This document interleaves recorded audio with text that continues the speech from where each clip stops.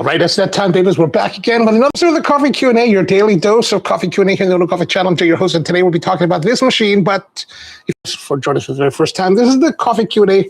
You hear a daily dose of coffee Q&A. We do live streams about coffee, all kinds of things about coffee, anything about coffee. And today we're having this. This is the, oh gosh, I wear this magnetic clip for the microphone and it always flies off because every time I'm working with metal. So let's just put this here today. All right, so now we've got this. This is the Valentina E61. And as you can see, it's made by a company called Grimac. And Grimac is a European manufacturer, and they made this machine about 20 years ago. It's not currently in production. There's other versions of it that are available today. I mean, other types of espresso machines. But the other day, 2 days ago, when we were doing the live stream, right at the very beginning, it started to act up, and I was really surprised because it's a very stable machine. So let's plug it back in, and we're going to turn it on and see what happens. Kent, good morning. Power Plant, good morning or good evening to both of you. So how's it going? Now we're going to turn it on. Now it's starting to fill. Right, that noise is the pump pulling from this tank into, oh.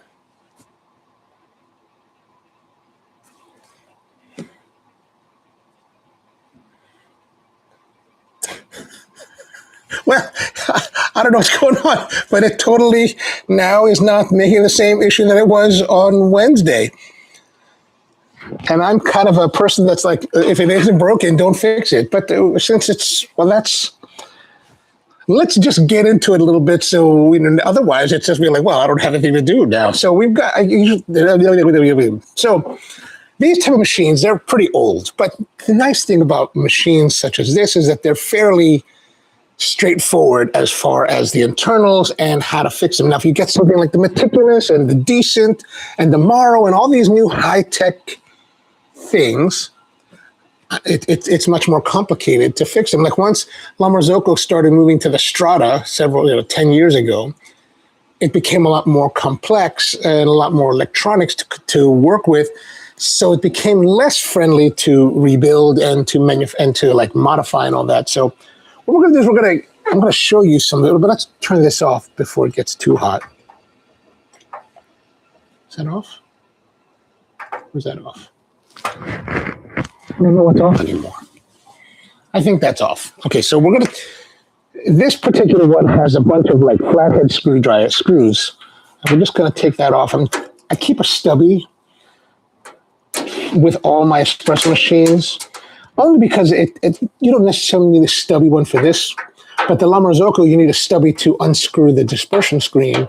But what I'm going to do is I'm going to forget the stubby. Let's get a proper flathead. And we're going to take all these screws out. I'm going to show you the interior of the machine. So remember, children, I'm a coffee professional. So you should not be doing this at home. My espresso machine is still plugged in, which is something only pros should do. Don't do it if you're not a pro. Don't do it if you're not a pro. That's just not very smart. Right? I'm just going to take this off and give you a little tour of the internals for this machine. I think it'll be a little bit nicer to understand the machine. So there's 3 screws on each side of the espresso machine. It's pretty heavy. Now, if you're interested in learning about this machine, I did include some links to articles in the description that were written 20 years ago when this was still on the market. And just to give you a little insight about it, so as I said, it's E61 group head. And the E61 group head, which is this, it's a big, huge, like brass block that is chrome-plated, developed by Faema back in 1961. That's why it's called the E61. And the thing about that, it has a flow-through pattern, so the water circulates and recirculates back to the boiler. And I can get that out. Like I said, I am a professional, so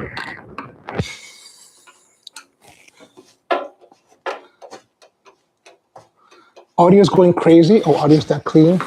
Cuts in and out and sounds like, oh, peanuts tea. Okay, let's do this. How about if I put that there? Does that sound better now? One of the problems is it's probably because I had to put it here on the collar, so I would presume that it's going to be scratching on everything. A nice thing that if you're taking stuff apart, have yourself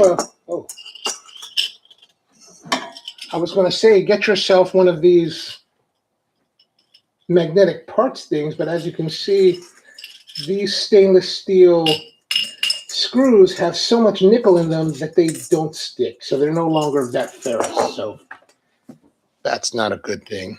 All right, let me take this off. Oh, it's a little bit dirty. Okay. Now, as you can, let me turn around here. What do we need to do? We need to adjust the camera a little bit because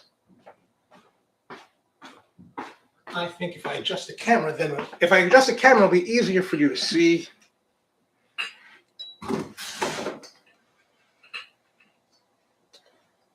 That, and then we're going to head down. Oh yeah, right there, baby. Okay, that's nicer.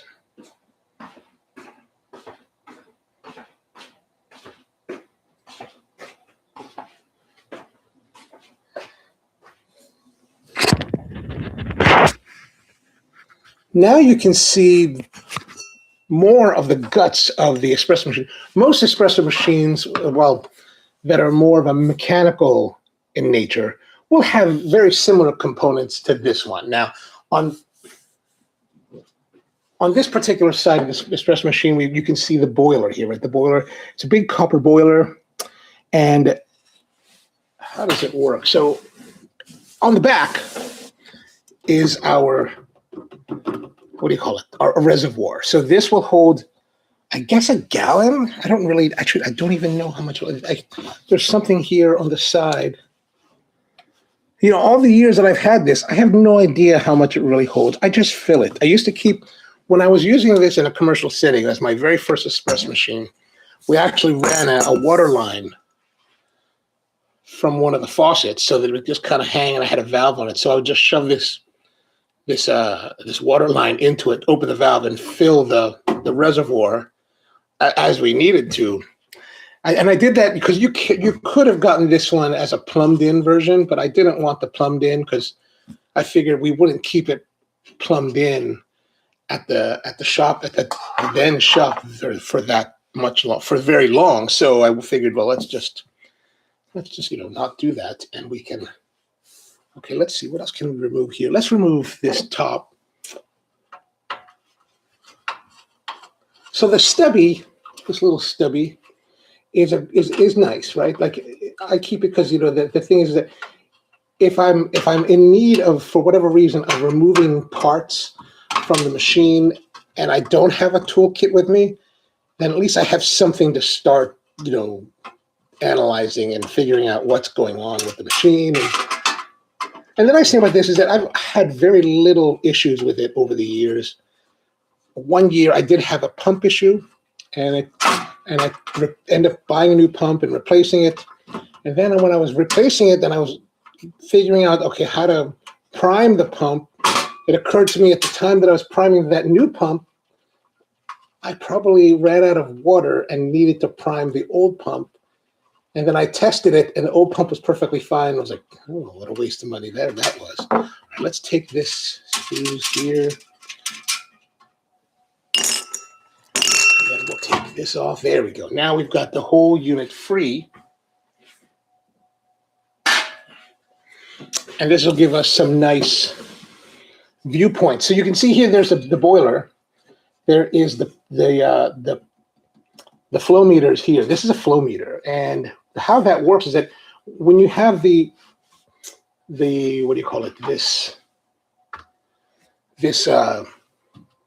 controller, the flow meter. So the controller is just a controller, but there's a brain somewhere in here.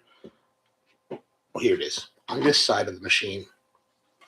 There's a brain that does a lot of the controls. I think that's it. Yeah, that should be it. Yeah, there's nothing else. So there's a brain that controls a lot of the functionality. So you can program your machine to have, what do you call it? To have, so much flow, right? Like each of these 4 buttons can be programmed to flow as much water quantity as you want, right? You can do ½ an ounce, you could do 4 ounces, whatever you want, it'll do it. And then you can also, I think you can also program these to just operate, just you hit it and it just will wait till it stops.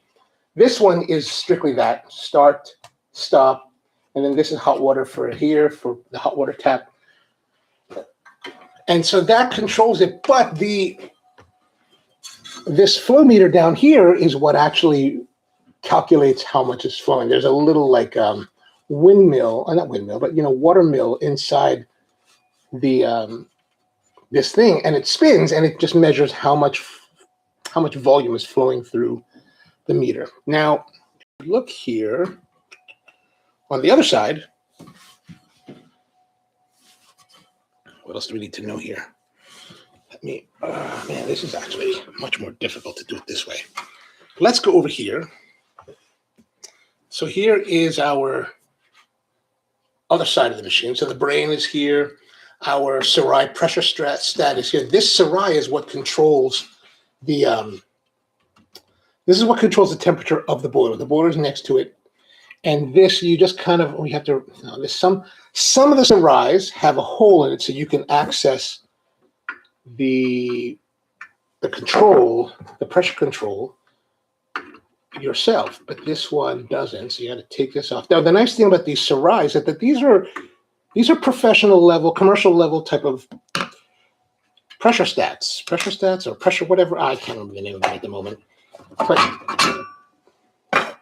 you adjust the temperature of the boiler by turning this knob, by turning this screw. And what that does, it gets in here. You can kind of see it right there.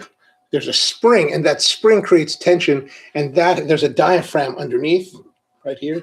And this diaphragm is what causes the pressure to adjust the temperature of the boiler. Now, it's all mechanical. It's not digital. Like when we talked about doing PID, this is what we replaced with the PIDs. We got rid of these, and the PID replaced this unit. So there's that. Then over here, you can see there is a solenoid valve that opens this water flow. So let's see here. If we look, here's the tank, right? Here's the tank. And then here is our little water softening thing. So the water comes in and runs down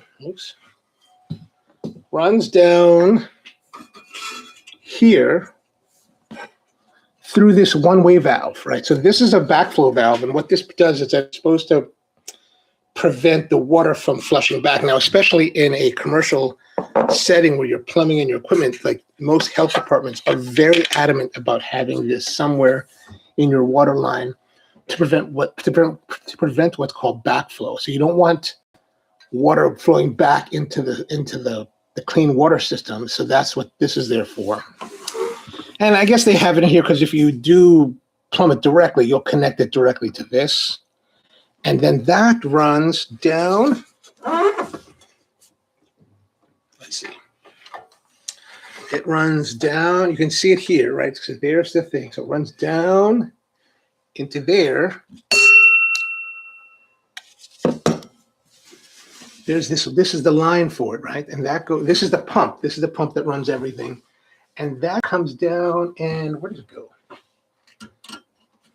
Oh, yeah, so it splits. There's a T back there, and one of them comes up to this valve, which runs. I never really looked at all of this.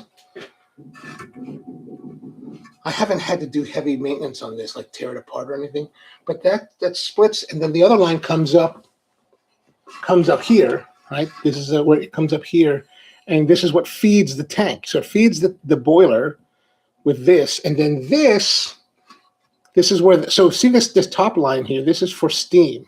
So the boiler, when it's filling, right? Let's say this is let's say this is the boiler, right? So the water line comes in here and drops it in.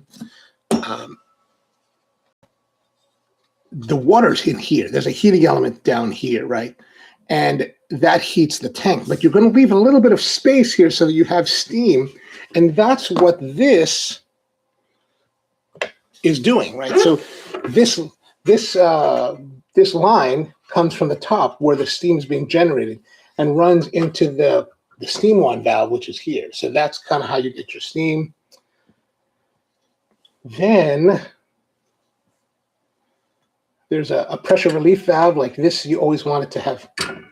I guess that's still all right then. It hasn't popped up or something. But every once in a while, you may want to think about, like on commercial machines, we'll replace this, every couple of years.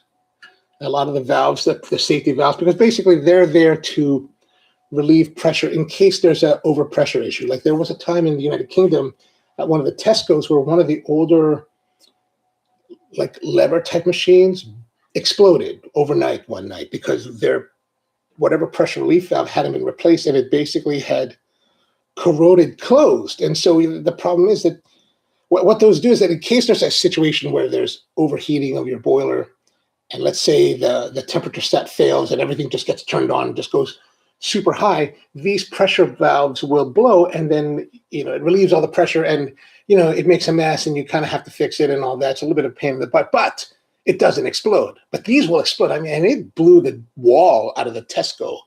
And it's very, very, bad for that to happen. For that to happen. Proud Plan says, did you watch Starfleet Academy? I quite liked it. I did. I haven't seen the third episode. I've only seen the first two. I did like it. I do like it. I'm interested to see more. What else there to see here? There is, let's see. Let's zoom in a little bit far away. But you can see here, there's the top of the group head here. And like I said, so there's two main lines, right? There's one here that comes directly from the boiler. Let's see. It goes back to the boiler. Yeah. Okay, so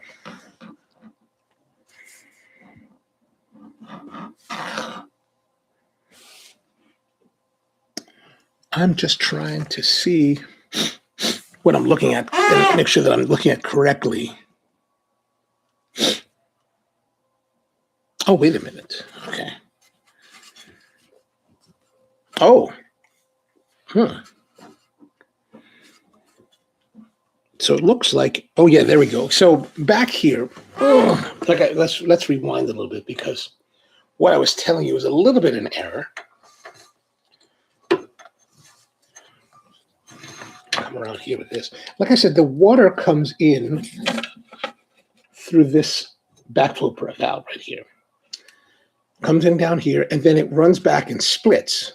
One of the splits actually goes to the meter, the flow meter. And then that flow meter runs back into, where does it go now? It goes,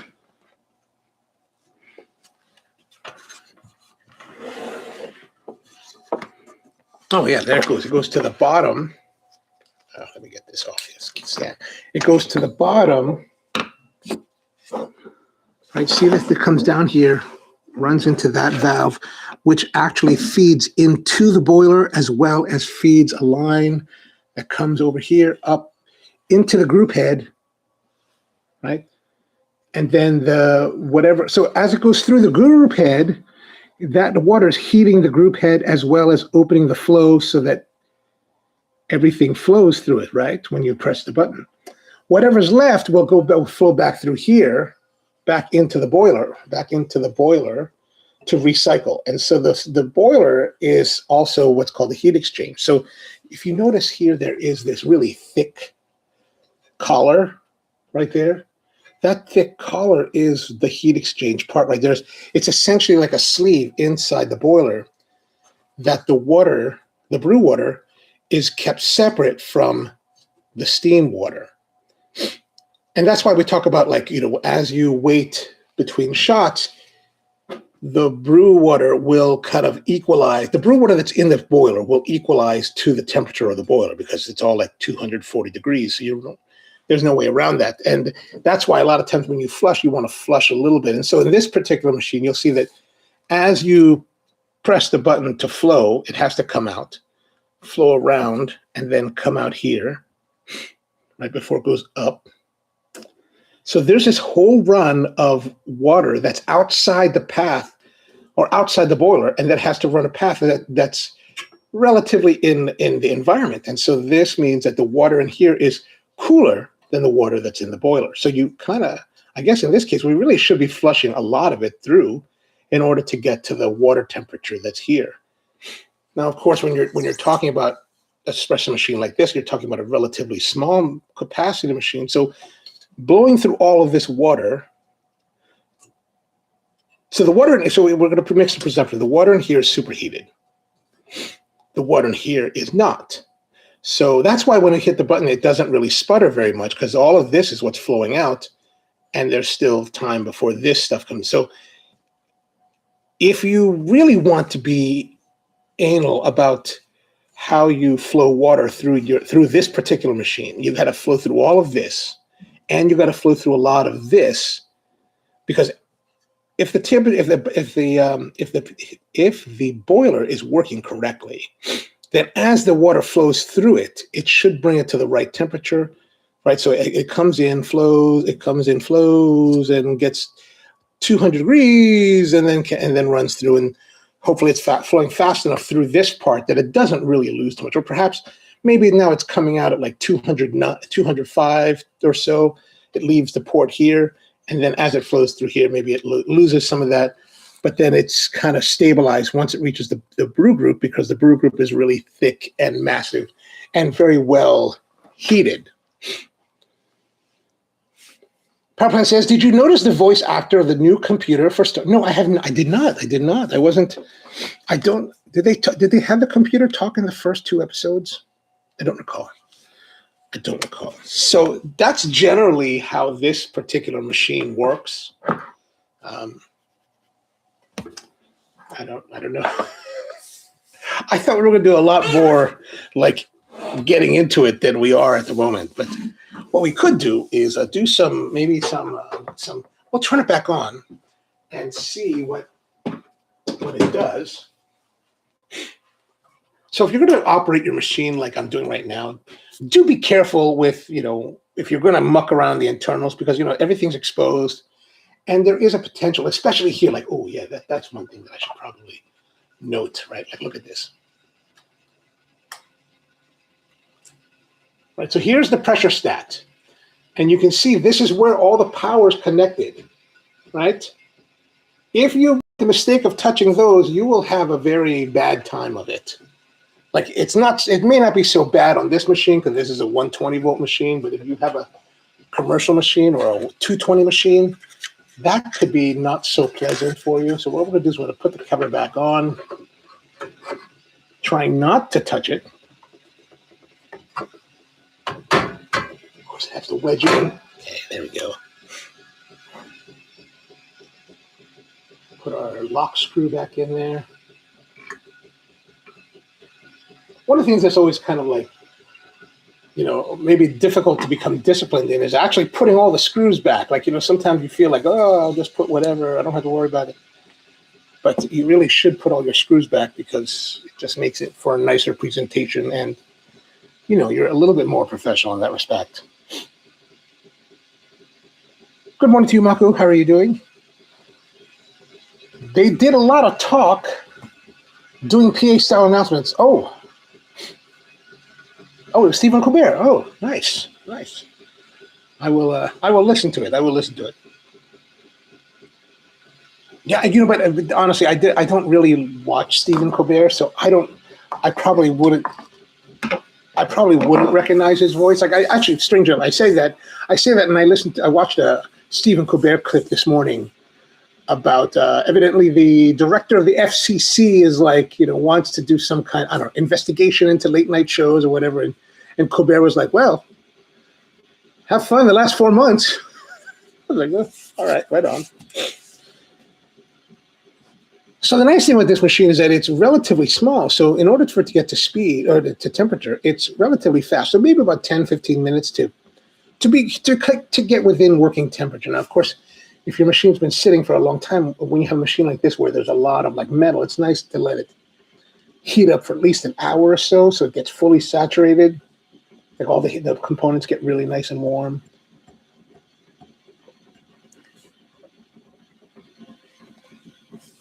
But, but then again, like commercial machines like the Lumberzocos tend to get heated within 15 minutes as well. So they're all kind of good in that respect. Noma's here, everyone. Hello, everyone. Good to see you're feeling better. Thank you. I'm feeling a little bit. I'm definitely feeling better. I can at least stand for a while, which is very helpful. Very helpful. Now I'm going to wait for this to get a little bit warmer. But the machine should be relatively operational by this point.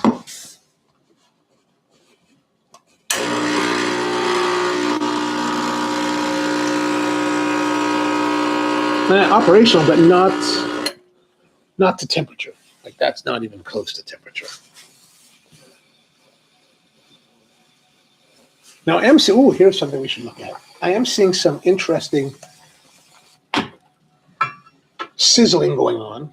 I think it just stopped too. Great. Just when I'm like going to show it to you. This silver stainless steel pressure valve here, that was sizzling just a moment ago because it was, as the temperature of the boiler increases and the steam pressure, the steam volume increases, it closes this valve. This is one of the pressure relief valves. So you can see how it's, right, oops. So that's one of the safety features of like all of your espresso machines. And yeah, it's exciting. It's exciting. I don't know. Here in the, I was going to say here in the Midwest or the Atlantic, but really I think it's most of America is going to be experiencing some heavy duty snow. I mean, they keep saying it's going to snow. It's going to be horrible. There's going to be ice. It's going to be like 1.5 inches thick, and it's going to tear down all of the power lines, and everyone's going to be out of power, and everyone's going to be hosed. And it's not going to get warm until the end of next week. And I was like, well, this sounds like a charming time. Charming time. Actually, now that I think about it, I should probably cover my firewood because it's kind of out in the open. And if it's going to be icy and like everything's going to be coated in ice, it's going to be harder to dig out the firewood to make a fire. After this, I have to run to the store and get my propane tanks filled to make sure we have all the propane we need because I got propane heaters in case things go south. We'll be ready. Naomi says, we're due for a major ice storm in Alabama. Oh, I know. It's so terrible. It's so terrible. Another thing we want to do is keep your, I don't know if you guys do this, but I'm a big believer in this. Keep your portafilters in your group heads because I want the portafilter to be as equilibrium temperature as possible with the group head so everything's nice and warm. Now, there are people that talk about, keeping the group heads cool because it helps with the espresso extraction.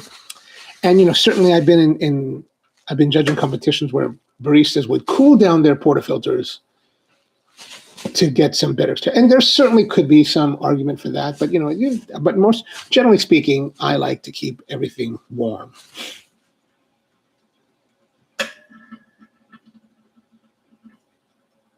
Espresso and Bikes with us. What's going on, man? How are you doing?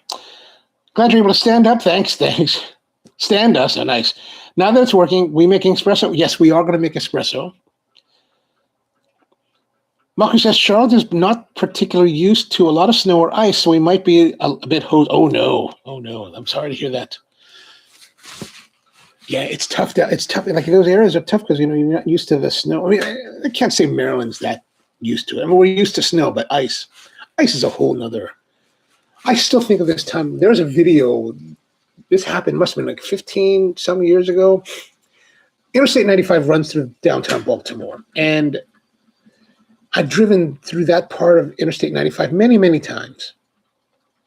And this one ice sleet or whatever hit, and there was a tanker truck, like a gas tanker, that got into trouble, slid. And I can't remember if he hit other cars, but he hit the Jersey wall. Now, this part of I-95 in downtown Baltimore is elevated.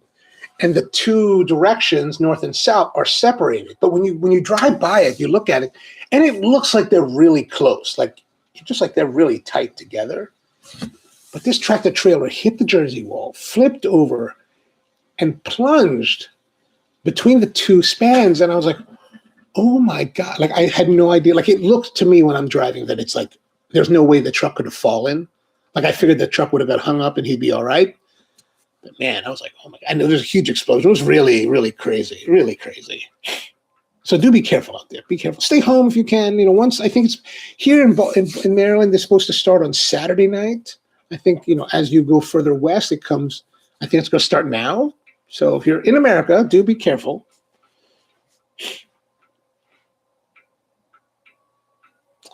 Now it says, prior to a storm, apparently one must buy pallets of toilet. I know.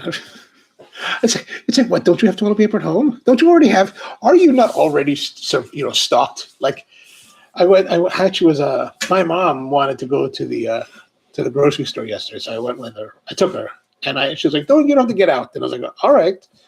And I'm waiting in the car, and I didn't even think about it. But the parking lot was pretty busy, and I remember when we pulled in, I was like, it's a Thursday. Like, this is kind of busy for a Thursday, right? And I was like, and did it occur? You know, here's the thing. It doesn't even occur to me that there's a storm and people are panicking. And because, you know, I have a lot. For me, I have pretty much everything that I need. Like, I don't need any. Like, I've got plenty. If I run out of, if it really gets bad, like, I've got food in the fridge, in the freezer. So it's like, we should be fine. We should be fine. Naomi never understood either. I know. Yeah, exactly. It's like, oh, come on. All right, how are we doing here? Are we ready to rock and roll with some espresso?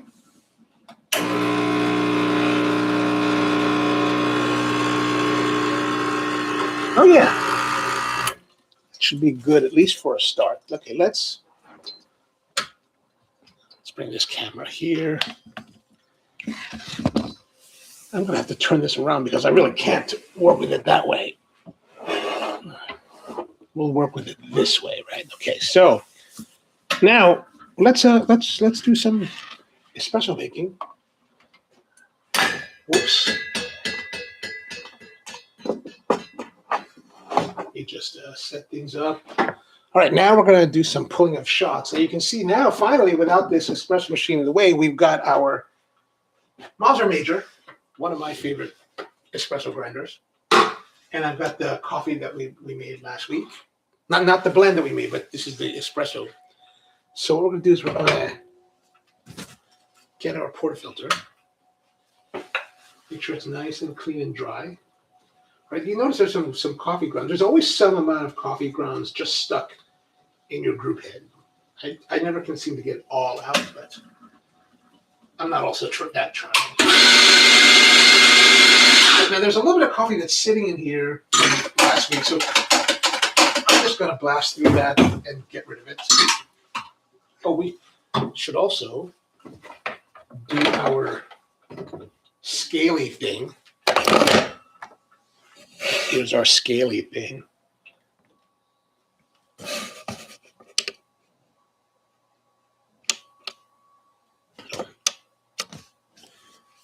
There we go.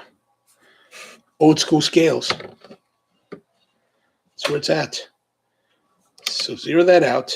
Okay, now let's go back and see.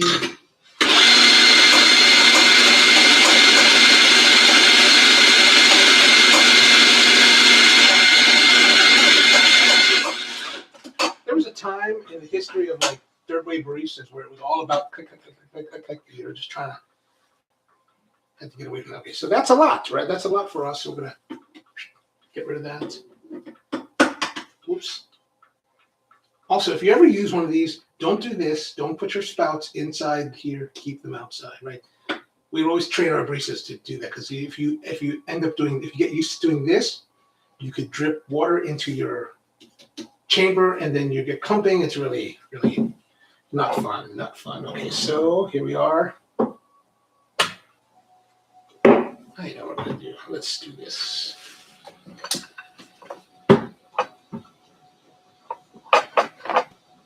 Okay, now you can see a little bit closer. Now I'm going to put this on here. Like I said, I like to put it here and then using my fingers to go around just to see the compression, right? And make sure that it's even. Then we'll come down, give a little pressure, and let's quarter turn, and that's it. That's it. That's all you need. And then maybe just make sure that's all nice and wiped off. Let's go see how how much coffee. Oops. 19. Oh, we're even less than before. Well, let's just pull it. We'll pull it anyway. Get our nice La Marzocco cup here, right, out of the box.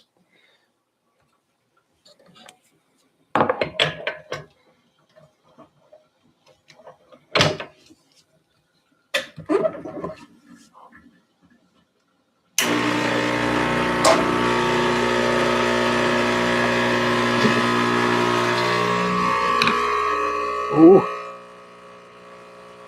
little bit fast. Yeah, see, that's fast. What we really need is the 21 grams. We're gonna stop right there. But not terrible looking, right? Like that's not a horrible looking shot, right? Like that's somewhat decent. Somewhat. Let's see. Oh, a bit sour, a bit thin, a bit astringent, not so nice. Look at that. Let's see. Did you see that little water in it? That soupiness? Oh, yeah, that's no good. That's rubbish. That's rubbish. Let us get rid of this and start again. I'm going to start again.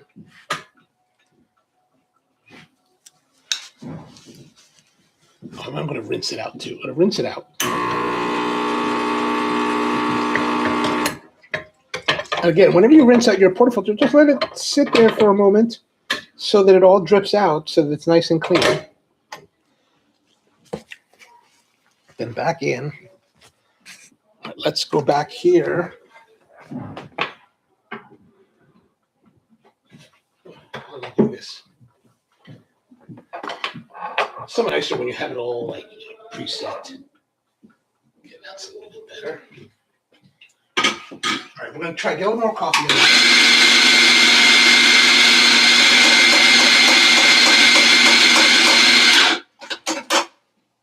Okay, there is a bit of, you can see here there's some valley. So I'm going to come this way now. Come back that way. Just kind of work it to the center. And then I'm going to get rid of that. And then now let's go check out the weight.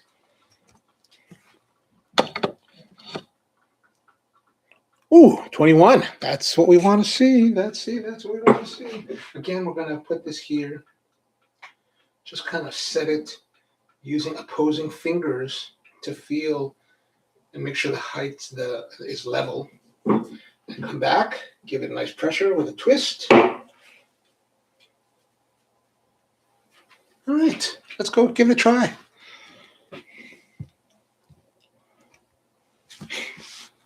Power plant says, people be thinking it's day after tomorrow.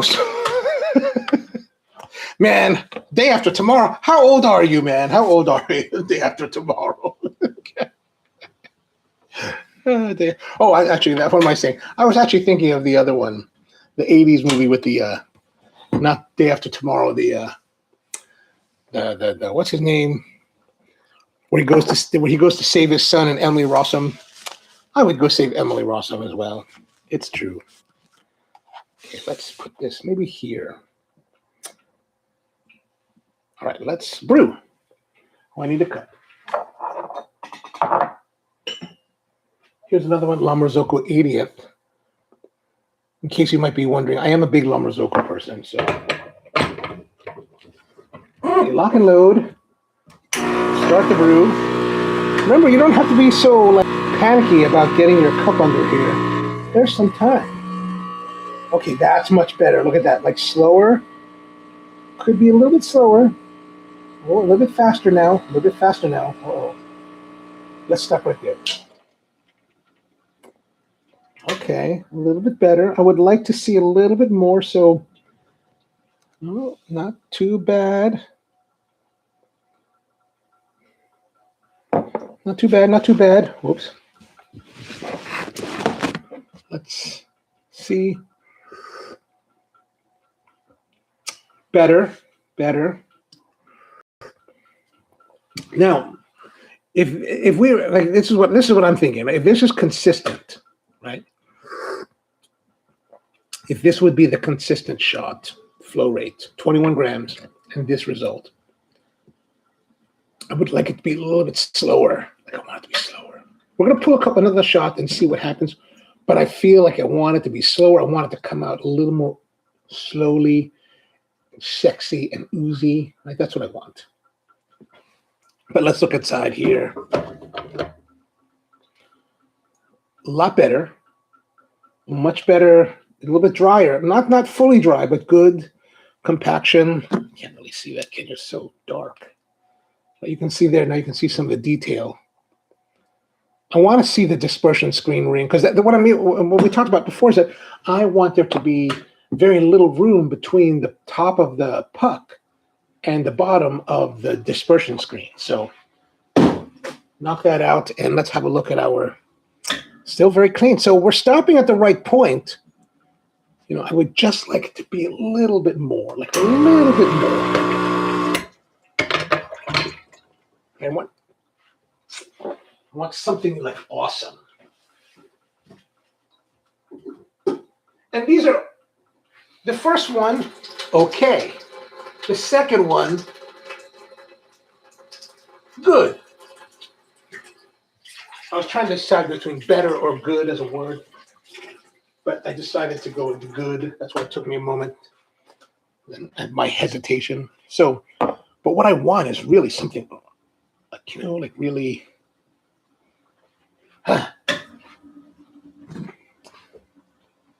Espresso wants to know what country consistently has the best espresso. Oh man, you mean as far as like people producing the actual espresso, or like countries that are producing coffees for espresso? And I guess maybe the answer is going to be somewhat similar in that I don't know if there really is a place that's better. And here's the thing with espresso, or with coffee in general, with anything really. What's best really comes down to your personal enjoyment, right? Like, I don't know if there's a place that I could say that, oh, you know, if you go there, it's going to be the best espresso you'll have, or the best coffee you'll have. Because now we're at a time when you can go most anywhere in the world and you still probably have to seek it out, but you can go pretty much anywhere in the world and find a place that's going to have nice quality coffee. And I mean, I'm choosing that word carefully, nice quality coffee, because it's nice quality coffee. It may not be the best coffee, meaning that I think the best is really a personal decision tailored to your own personal taste, right? So like, I could tell you like this particular espresso is whatever espresso is the most fantastic espresso you will ever have. But maybe you won't like those characteristics. Maybe you don't jive with that, right? Like if you're someone, I love fruity coffees. I love natural processed coffees, right? But if you're the kind of person that hates natural processed coffees and are a charlatan, now, if you just don't like that kind of fruity profile, you'll never like it. You just won't like it, right? For example, it's like we have this fruit, this vegetable called ampalaya in the Philippines, right? And ampalaya is basically bitter melon. It's bitter melon, right? You all know bitter melon. I hate bitter melon, right? I do not want to have bitter melon in anything at all. And I'm old enough, and I've had it enough times in my life to know that I just don't even want to try it anymore. It's like I don't want it. I mean, I will still try it. Really, I just don't like it. So. And maybe that might sound like a cop-out. Oh, you could just say a place, Sure, I could tell you a place, but I can tell you places to go in the world that I think you'll have an improved chance of having something really great. I don't know I wouldn't say that it's a country general. I could generalize it by country. It would be like operation specific. Like, who would I go to in America? Who would I go to that I would think that I would expect to have amazing espresso, excellent level espresso? Cafe de Bola, Salt Lake City.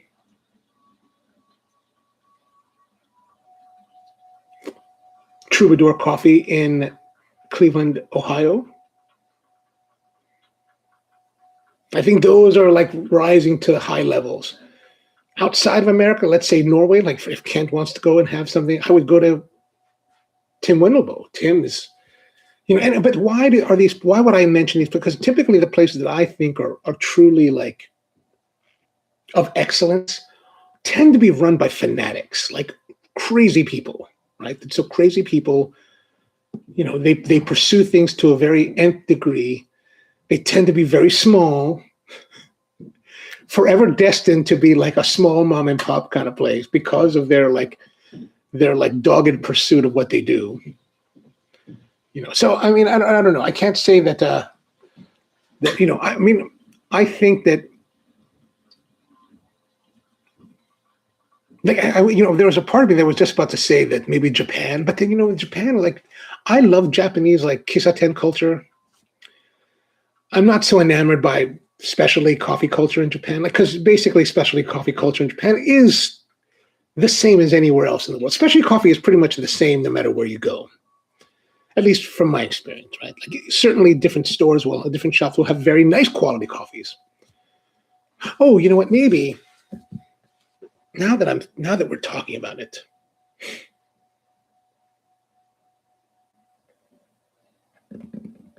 perhaps a nation that could be considered a country where you can go and get high-level espresso very consistently in different cafes. Saudi Arabia.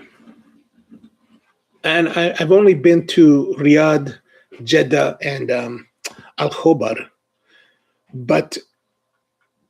and I am in my trips there. I was working with the very best cafes in the country, so there's a skewed reality for me there. But I did visit a lot of cafes, and the quality of coffee served in the cafes is very, very high. Partially because they take coffee very seriously. It's a very cultural thing for Middle Easterners, Saudis especially, and anyone in the Middle East. They've been making coffee in that part of the world millennia now. So it's really something that's central to what they do. It's central to their religion as well. Like in Islam, there's no alcohol. You're not supposed to drink alcohol. So the culture there is really geared towards cafes and coffee, and people drink coffee all the time. And so the level of quality of coffees produced is quite high. It's very high. It's very high. And I would have to say that a place like Saudi Arabia is better, generally speaking, for cafe coffees than, let's say, Dubai, that also has a very strong cafe culture. Now, outside of that, let's say places like Qatar or Bahrain or Kuwait, they're still relatively nascent compared to, let's say, Dubai and Saudi. But yeah, that's if I had to name a place in the world that would be very where you would have the highest probability of walking to almost any nicer coffee shop and getting a nice high quality espresso, it would be Saudi Arabia. Saudi Arabia for sure. Now he says, what is their go-to way of making their daily coffee in Saudi? Well, there's many, because the culture has been the coffee's been so prevalent in their culture for millennia. Coffee is served in many ways. So one of the most ubiquitous ways of having coffee in Saudi is to have their qahwa arabiya. And the qahwa, I think we might have done that, where they take very light roasted coffee and they brew it for 15 minutes. They boil it and they might add some saffron and maybe some cardamom or maybe some cloves or something. They may not, but they may add some of that to the boiling time. And it's a very light roasted. And I mean, when we talk light roasted, in the world of specialty coffee, there is no light roasted that is this light roasted. When you see this, you're like, what is that, right? What is going on here? It's super, super light. If you understand, if you're familiar with the progressions of coffee from green in the roasting process, it goes green and then it dries out to yellow to kind of a hay color. It kind of never leaves the hay color, maybe a little bit more tan than hay, and then it just stops. So that's the kind of roast development that they have. And this coffee is served in what's called a della. And it's used for pretty much all social encounters in Saudi Arabia and throughout the Middle East. Not so much in Dubai because, and I think part of the reason you don't see that so much in Dubai because Dubai is very cosmopolitan, meaning that it's very, very touristy. Like if you go to Dubai, very touristy. Like everywhere you go, very touristy. You see, and the population of Emiratis, the native Bedouin people of the United Arab Emirates, is very small compared to the rest of the larger population. So you don't really see it's interesting. I go to Dubai and I think to myself, I don't really meet many or interact with many Emiratis.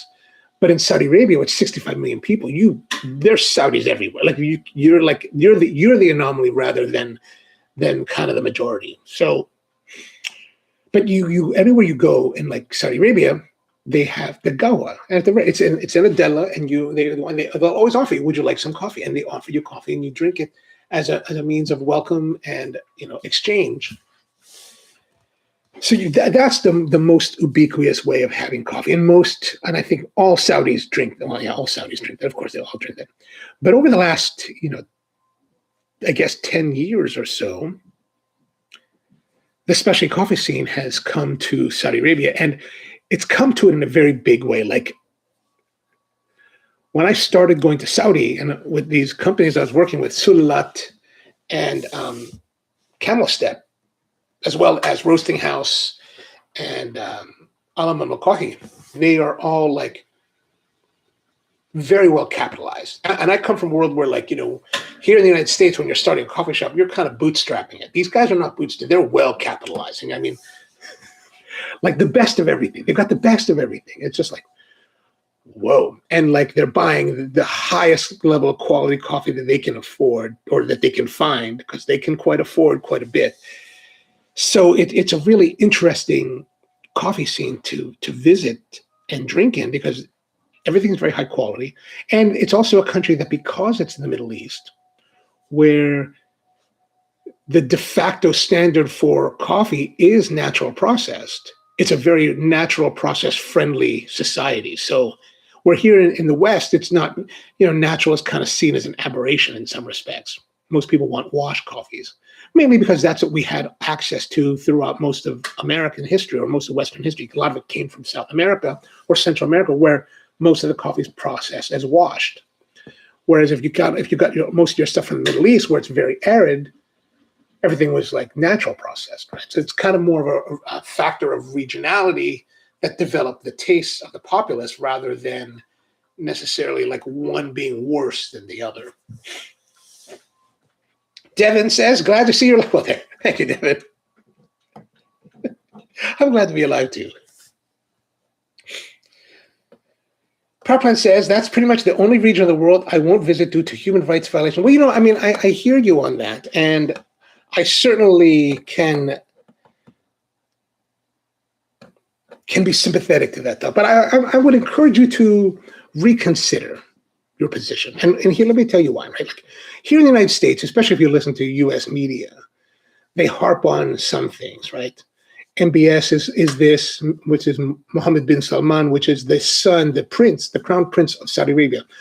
And so the Saudi Arabia is called Saudi Arabia because it's been run by the Saud family, Saud, S-A-U-D, for generations now. And the Saud family followed an interpretation of, I guess, Islam that's very like stringent. So a lot of things were curtailed. Some things were very draconian over the years. So definitely there's been a lot of that. But I have to say that when I started going to Saudi Arabia, I traveled a lot to Saudi Arabia. In the period that I traveled there, I saw things that I just never thought I would ever see, ever. Like I was just like, what? Like it was as seismic as seeing a black man elected as president of the United States. It was like, what? How is that even possible? And so certainly I can't discount the whole Washington Post reporter that was assassinated at the Turkish embassy, the Saudi embassy in Turkey. But that seems to be mostly what we focus on. And like, there's a lot of things that people talk about with human rights and certainly with civil rights that are problematic from our perspective in the West with Saudi Arabia. But in the time that I went there, the change that society was experiencing was like shocking. And I mean, like,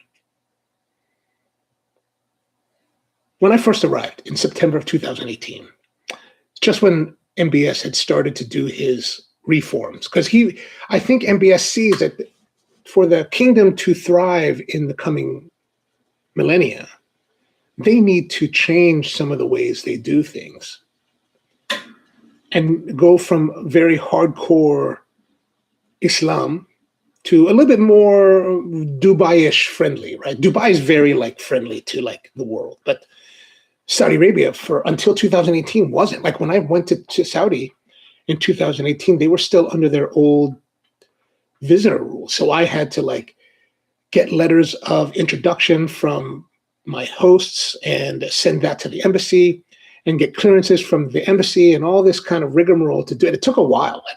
I didn't get my visa.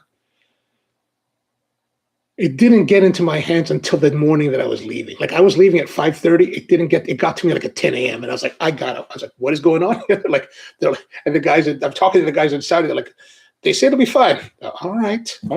My flight's leaving. Like I can't get on the flight without this visa, right? That's all changed. So when I taught my first class there was this one woman, very interested in coffee. And Saudi was a country where the women and men are separated. And we think in America, like, oh, the equality thing. And certainly there's some of that inequality. There was a lot of that inequality with their system.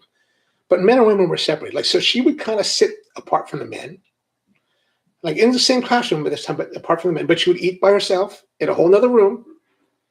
And she would not engage with us. She would not really engage with me, even though I'm the instructor.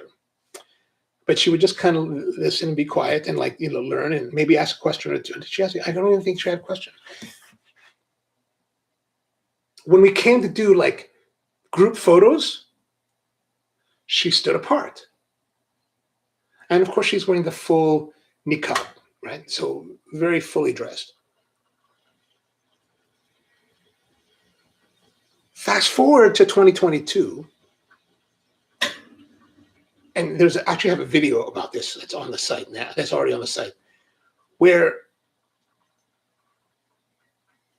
she was like, hey, you want to go get some coffee? I was like, what?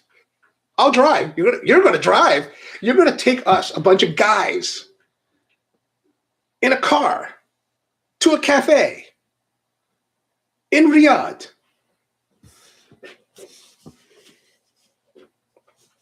That one video, like, well, pretty much nobody sees it, and when you watch it, you'll watch it. And for us, it seems it's a very normal kind of video, right? A bunch of guys hanging out with a girl who's taking them around, and she's like wearing her hijab. She's wearing she's got the burqa and the is it the hijab? Anyway, not the full. She doesn't wear the full one. She just wears the top, and she's very casual and very open and very hanging out and in a video. She wouldn't be in a picture before. Now she's like willing to be in a YouTube video being broadcast around the world. So while there are certainly things to be critical of with the kingdom, they've undergone such seismic change. Like it's like shocking. Like I remember I was talking to some of my friends who were, they're older Saudi guys like my age. And I was like, is this weird for you? They're like, it's kind of weird. I was like, yeah, because it's weird for me. Like it's weird for me, and I come from a world that's like this. So it's hard. It's a difficult position for me to be in, where it's like I see where people are upset about, but that is like 2017 Saudi Arabia. It's not necessarily 2026 Saudi Arabia, or at least 2022 Saudi Arabia.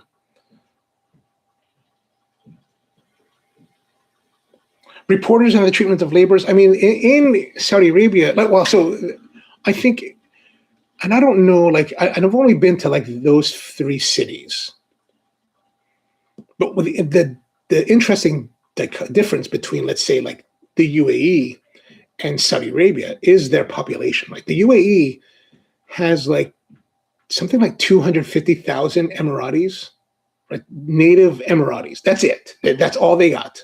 And across all of the 8 or 7 or 8 Emiratis, there's only 250,000.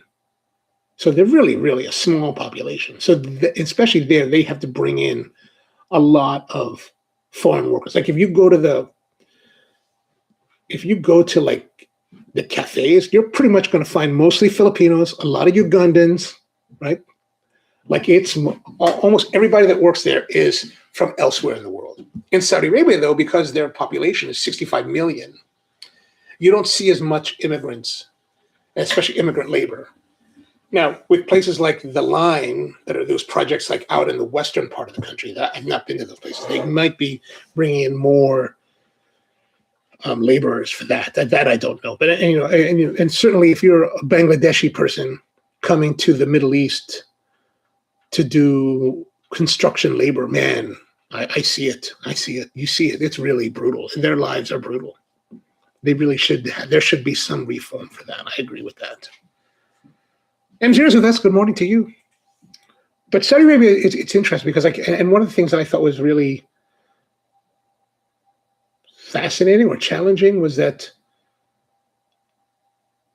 whole men and women thing, right? So you would go there and they would have, this is before, they would have what we say places for men, places for women, but really what they called it were singles and families.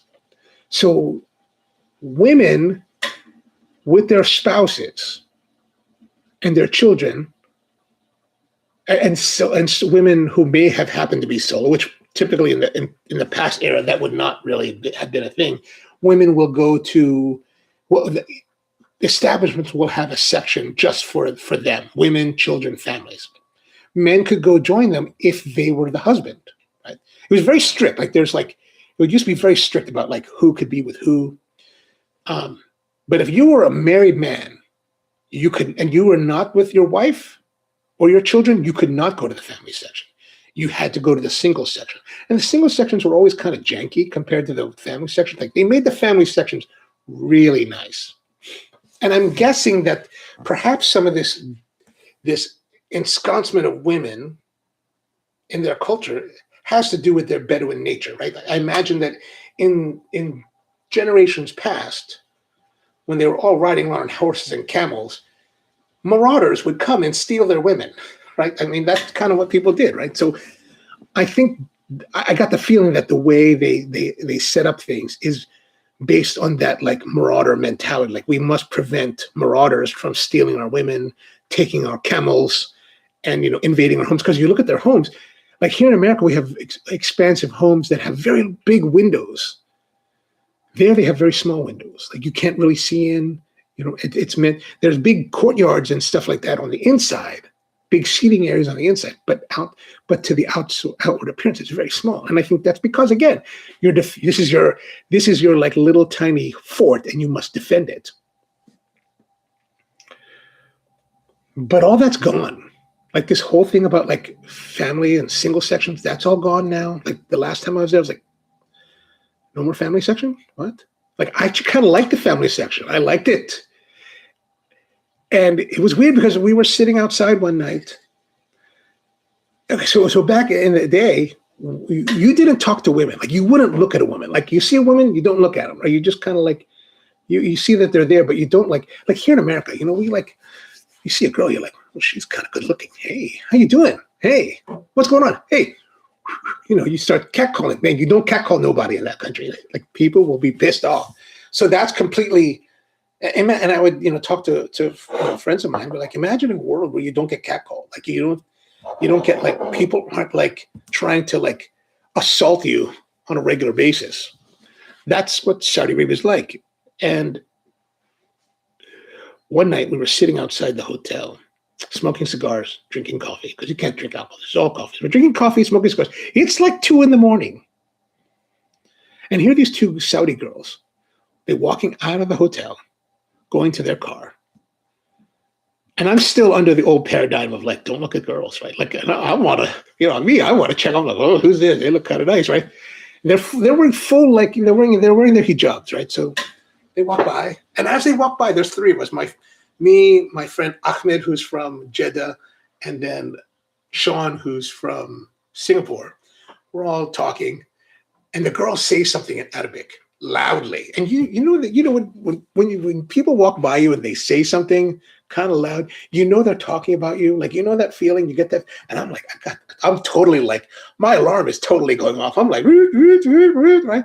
But I'm like, you can't look at girls here, right? You can't look. So I'm just kind of like, but I know they're talking about it. So once they walked past us and they were out, I said, Ahmed, what did they say? And she said, he was like, well, they were like, they said that, oh, look at these guys here. They could be doing so much more. They could be doing something so much more fun than just sitting around smoking cigars. And I was like, what, dude? You should have told me. We're kind of like, and that's how much things had changed. Like, that would never have happened in the old days. Like, never. Like, and I couldn't foresee any situation where that would have been allowed or accepted. I mean, had we been there during the times of the religious police, like, we could have all been arrested for that kind of stuff. So there has been quite a bit of change. Perhaps not as much as we would like, but change has come. It's very different today. Like, women no longer have the guardianship, so they can get their own passports and travel whenever they want. They don't have to necessarily, and the rules regarding their dress code have been either definitely relaxed or maybe all lifted, but I mean, a lot of the women that I knew, they were like, I still wear this because this is what I believe in. Now, maybe that belief is part of it because they grew up that way, but they wanted to wear it. So I was like, well, if you want to wear it, then. And I tell you what, there's something interesting about the women, is that you see some of these women, and even though it's supposed to be kind of like a similar look, the women find a way. Like, the niqabs are all the same, right? They cover everything except for here. They cover everything. But the fabric, the cut, even like little logos, like, just indicate something a little more elevated. Some of them are really nice. And then, like, you see them walk by, and you kind of get a glance, and you see, like, the eyes, right? You can see the eyes. Some of them have beautiful makeup. Like, I mean, there's just one woman that I met. To this day, I'm still fascinated by what she looks like, because to me, she looks gorgeous. I'm just like, wow, she's like the most beautiful woman I've seen. One of the most beautiful women in the world. I'm dying to know who you are. Like, we used to talk every once in a while when I was there, but I was like, man, you're just gorgeous, like gorgeous. And I've never seen anything but her eyes. And then you see other ones, and you just kind of get a glance, right? The nails, right? The manicure, what kind of shoes. And then, like, as they walk, you'll see, like, oh, they've got some nice jeans, like high, like, fashionable jeans. Like, you just kind of see it as they walk by. You just see this little bit of the cuff, like a little bit of the end of the jean. You're like, wow, that's. So, even in a place where there has been quite a bit of repression, people are still able to find a way for expression. And now that's much more open. Women are driving. Like, women were driving. Like, I just was like, what? Women are driving? How is this possible? So anyway, I don't know. That's just some thoughts. So how's our espresso? Actually better now that it's been cooling. All right. Well, it's already past 11. So I guess that's going to be it for us today. Hope you have a great weekend. And if you're those of you here in the United States, I hope you don't get in trouble with the weather. We will, unless, the storm here in Maryland is so bad that I don't have power, we should have a live stream on Monday. We'll see. We'll see what happens. So, yeah, there it is. So I thought we were going to do a whole thing about, like, how to get in the machine, but how to unclog it because I thought it was getting clogged. But obviously, nothing's happened to it. It's still running, so everything is 5x5 here. Mom, have a great one. And all of you guys, have a great one. Thank you for tuning in. Good to see all of you this week. Back again next week with more of the Coffee Q&A. So until then,